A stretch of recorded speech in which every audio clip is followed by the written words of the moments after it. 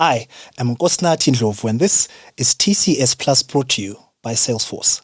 Salesforce is the leading customer relationship management platform in the world.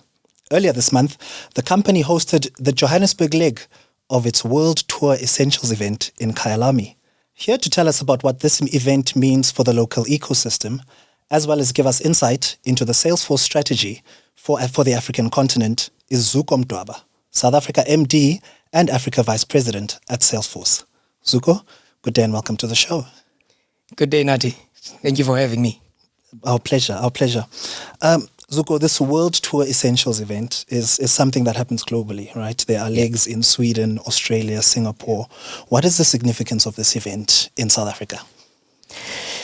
It's quite significant. Salesforce is relatively new in South Africa, comparatively speaking, in terms of having an entity. We've been doing business in Africa for a number of years, but we've had a physical entity, basically having an office, just over 2.5 years now. Mm-hmm. So having a world tour is an amazing opportunity for us to get closer to our customers and get closer to our customers as well. Yes. So it just creates an opportunity for us to be able to share some of the vision, some of the things that we're doing as a company. We are a company that one of the things that we always talk about at Salesforce is that everything that we do is anchored by our values. So it is always a great opportunity to just share those values and live those values in a physical event. Yes. The size of what we had recently is really an amazing opportunity for us. Okay, excellent.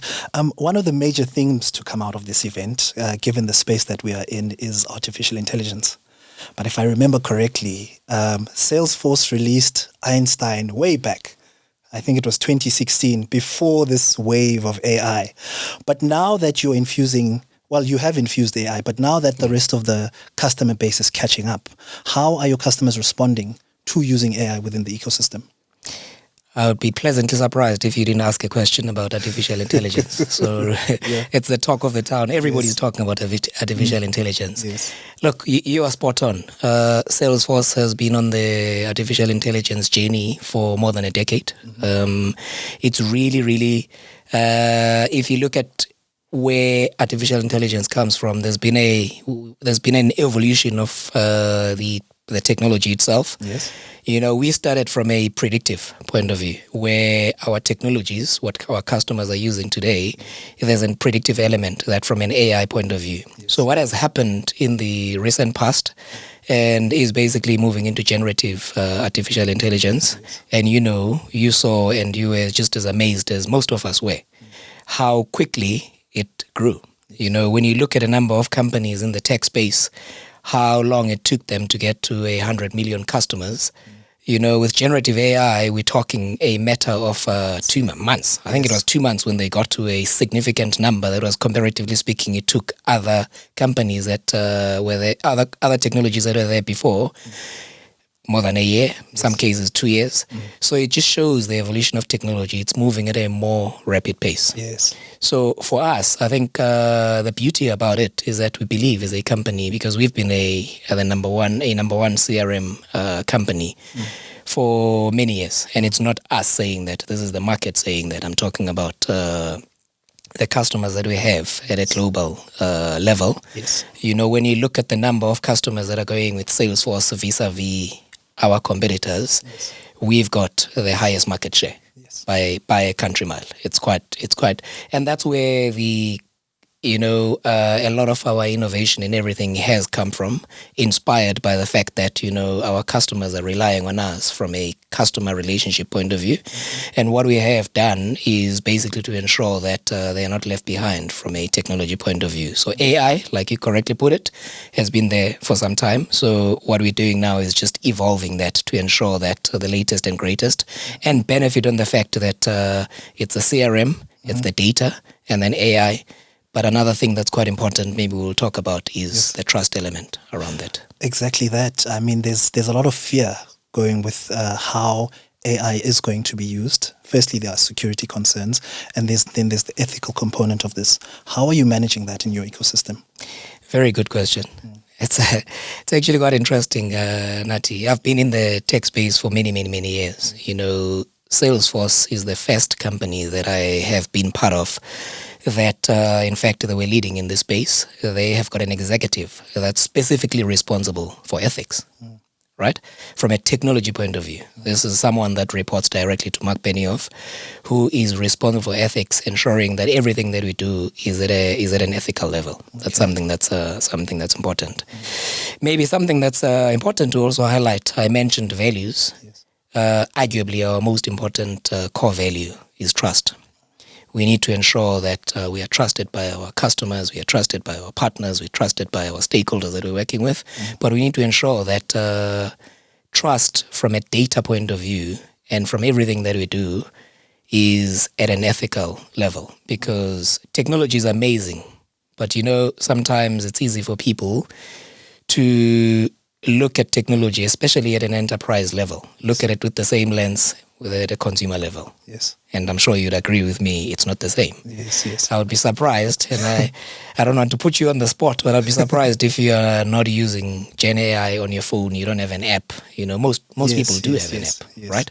And this is an app that's basically from a Gen AI point of view, the data is out there, right? It's data that is available to everyone, so it's fine from a consumer point of view. I can always go in and check a few things, and it's not business critical. Nothing is really going to happen if I get something that's not representing what I'm supposed to be getting.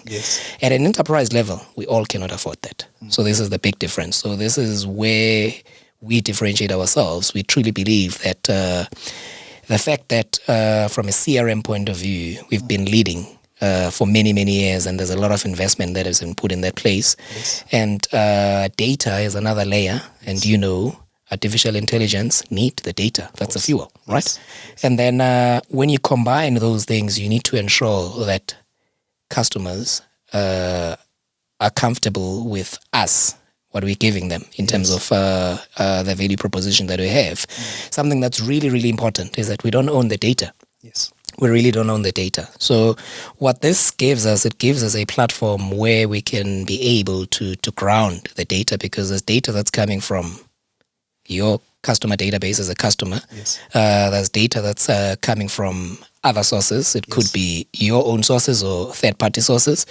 But we have a way of grounding that, ensuring that it is not toxic. It is representing what's supposed to be out there from a customer point of view. Okay. So this speaks on the one hand to data accuracy, and the other hand keeping that data siloed so that it's not leaking into outside of the customer's kind of systems.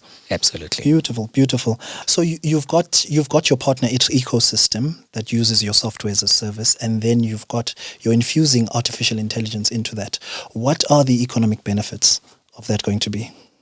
So our partners are helping our customers to use our technology. Obviously, there's partners that are using our technology for their own, running their own businesses as well.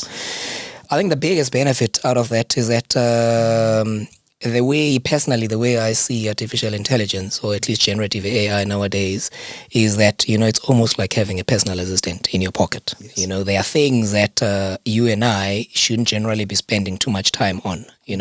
Those things, this could be repetitive tasks. It could be things that generative AI could be super helpful in terms of bringing to the fore.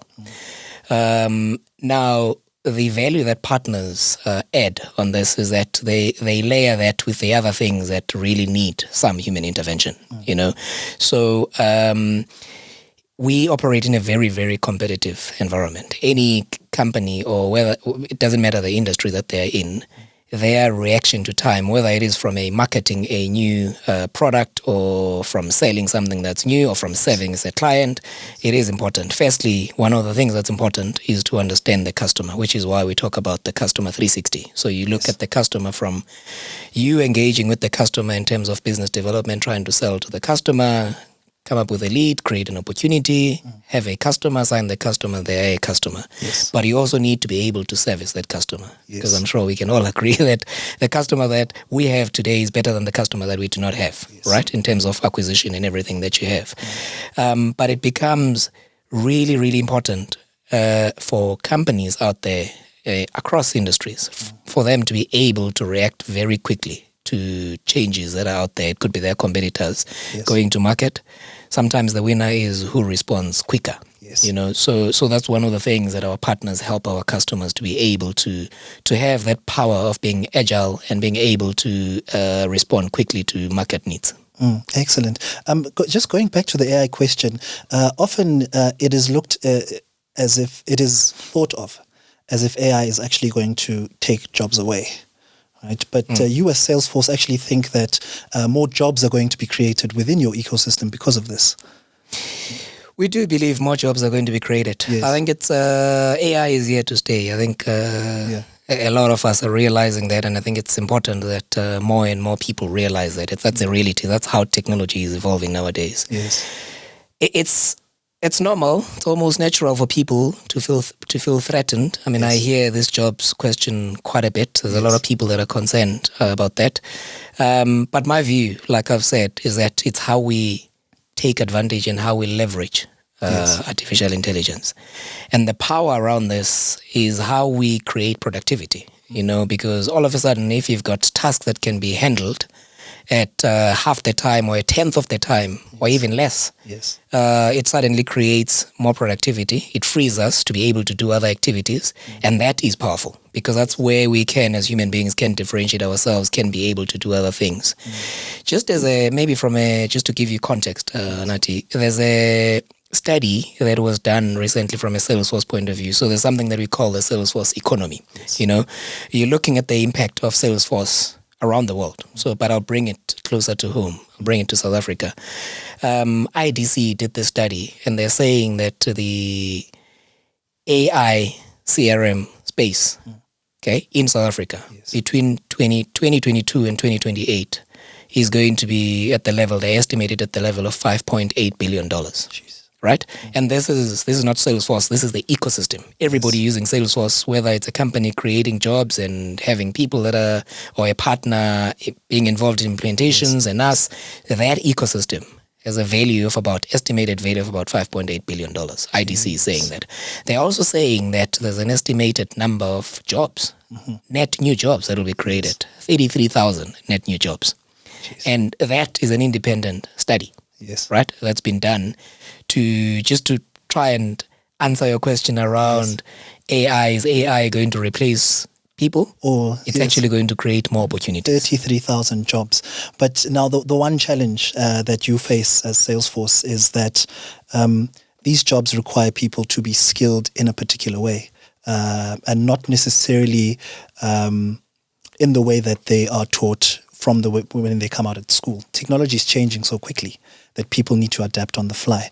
So what kind of training initiatives are you involved in to kind of get people work ready? All right, so technology has evolved quite a bit. If you look back, if I use myself as an example, I'm a technologist at heart. I studied technology. That's what I know. Studied computer science, and by the way, just as on the side, I did artificial intelligence at varsity. But this was 30 years ago. I studied young. I told you. So I did artificial intelligence, but already artificial intelligence was possibly 30 years old back then. It's the pace of change that we're having now. When you look at a decade, 2 decades, 3 decades ago, and you look where we are today, Salesforce has got an amazing platform where it is specifically to help people be able to sharpen their skills, to train, to develop new skills. Now, the big difference is that when you look at Salesforce as well, the other thing that's there is that we talk about low code and no code, It's not as complicated as it used to be. The barriers to entry are not as high as they used to be. So we have got examples of people around the world, and maybe specifically in South Africa, that have been able to change their careers or that have been able to get into the Salesforce ecosystem because of the ease of entry. Right? Now, to answer your question, one of the things that we are doing in South Africa, right from day one, we had a clear strategy that technology is evolving at a rapid pace. We need to have creation of skills at the core of our strategy. And one of the things we did with that was that there's someone that's dedicated, Ash Lafayette, who is dedicated to working on helping to create skills. How does she do that? How she does that currently is that we've got companies, organizations that specialize in skills development. So we have partnered with a number of these partners. We've got what we call workforce partners. There's about 18 that we have across the African continent. But if we talk about South Africa, we're working with companies like Capacity, we're working with companies like Collective X, which is a privately initiated initiative. Basically, these organizations specialize in creating skills. And we work with them through our Trailhead platform to ensure that we help in creating skills at scale. So that's one of the things that we do. So working with these partners, I think one of the advantages I remember you saying is that you partner with them, they train people, but then they also help in placing people to kind of bridge that gap between I've got the skill, but I need workplace experience to actually know how to apply it, right? But Trailhead itself is actually free. It's open to anyone. It's a free platform. Who wants to go on it. It is a free platform. But you did say that training is important because Salesforce not only has ambitions for South Africa, you guys want to conquer the rest of Africa as well. Tell us about those ambitions. We do have ambitions to cover more territory across the African continent. I mean, we've started that journey. I'm responsible for the African continent. So outside South Africa, there are other geographies where we've got customers today, we've got partners, and we are making some significant strides in those areas. There's an office in South Africa, there's an office in Morocco. Okay, there's two offices on the African continent, South Africa and Morocco. So those are two offices. We've got territories today. We've got in East Africa as well as West Africa. We've got customers there and partners. So there's quite a lot of initiatives that we're having. Of course, there's global systems integrators, global partners that we have that help us get into those markets. So it's a combination of the global implementation partners with a combination of boutique partners in the local geographies. So there's some inroads that we're definitely making there. And you guys, I mean, because your software as a service, you sit high on the stack, right? So a lot of infrastructure has to be in place before you can actually supply your service. How is that looking on the continent? How's the growth of the internet infrastructure and the ability to actually get your product out there? Well, I'm sure you've been following some of the stuff that's happening in East Africa, Kenya to be specific. Really, really innovative nation.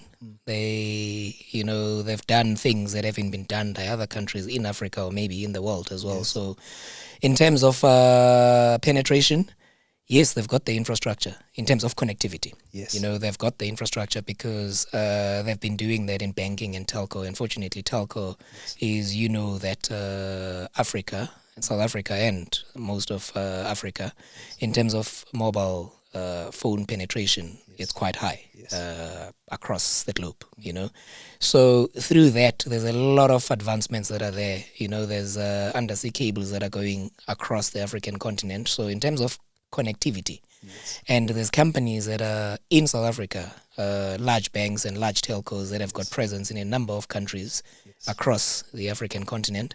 So through that, it's going to take time to get to a point where it's across the board, but the platform is there for connectivity from a software as a service point of view. Okay. Zuko, whenever we talk about Salesforce, the word ecosystem is always there, and you talk about growth in the ecosystem. How do you measure this growth? So how we measure growth is, firstly, when we talk about ecosystem, we're talking about our customers that we are so grateful to have. We talk about our partners because we wouldn't be able to have the scale that we have without our partners. So this is something that's quite important.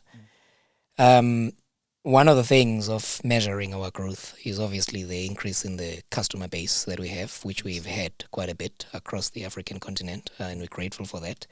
But the other thing is, year on year, between last year and this year, we've had 34% growth on the number of partners that we have, okay? Just year on year. And I mean, I could compound this. If you look at the past 3 years, it's the number that's bigger than that. But year on year, it's 34% partners.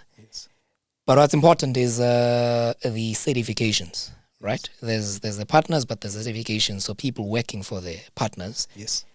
One of the things that even though we've got a Trailhead, which we've spoken about, that is a free platform, and I would encourage anyone on the African continent to jump onto Trailhead because I think it's something that could change people's destinies. But one of the things I mentioned core values. Our other core value is customer success. As a software as a service company, it goes without saying, we need to ensure that our customers are successful.